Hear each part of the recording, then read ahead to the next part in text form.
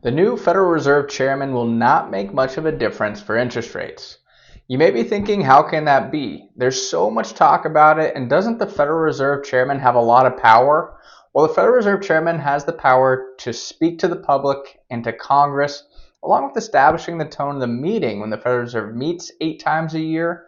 But the Federal Reserve is not a dictatorship, and the chairman only gets one vote, just like the other 11 members voting from the Federal Open Market Committee, also known as the FOMC.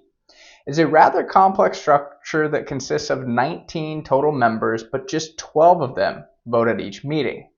The Board of Governors consists of 7 members, and they are all permanent voters.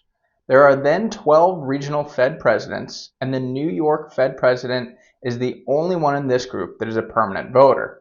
The New York Fed president is a permanent voter because they oversee the implementation of monetary policy and execute open market operations, which means buying and selling securities to steer interest rates. They also do serve as the FOMC's vice chairman.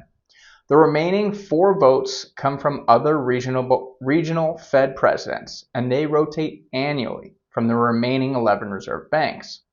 The rotation comes from Boston, Philadelphia, Richmond, Cleveland, Chicago, Atlanta, St. Louis, Dallas, Minneapolis, Kansas City, and San Francisco.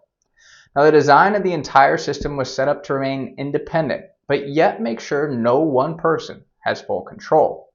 As much as someone would like to believe the Federal Reserve Chairman has a lot of power, they really cannot set interest rates by themselves. I'm Chase Wilsey with Wilsey Asset Management. If you like these videos, be sure to give it a like or comment, and feel free to check out our other YouTube videos and weekly newsletter for the latest economic news, expert analysis, and market insights.